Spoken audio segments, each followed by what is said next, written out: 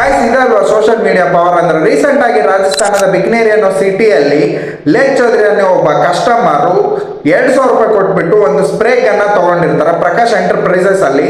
ಅದು ಯೂಸ್ ಮಾಡಿ 5 ನಿಮಿಷಕ್ಕೆ ತುಂಬಾ ಹೀಟ್ ಆಗ್ತಿದೆ ಅಂತ ಹೇಳ್ಬಿಟ್ಟು ಆ ಶಾಪ್ಗೆ ಆ ಗನ್ನ ರಿಟರ್ನ್ ಮಾಡಕ್ ಹೋಗ್ತಾರೆ.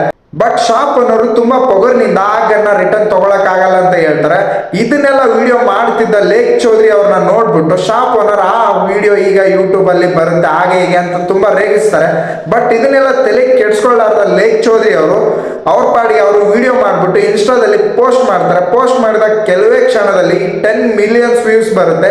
ವಿಡಿಯೋ ನೋಡಿದ ವ್ಯೂವರ್ಸ್ ಪ್ರಕಾಶ್ ಎಂಟರ್ಪ್ರೈಸಸ್ ಆ ಶಾಪ್ಗೆ ಗೂಗಲ್ ಮ್ಯಾಪ್ ಮತ್ತೆ ಟ್ರೂ ಕಾಲರ್ ಅಲ್ಲಿ ನೆಗೆಟಿವ್ ಕಮೆಂಟ್ ಮಾಡೋಕೆ ಸ್ಟಾರ್ಟ್ ಮಾಡ್ತಾರೆ.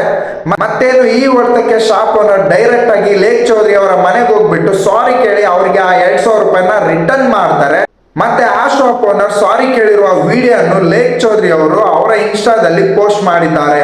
Don't underestimate the power of a common man.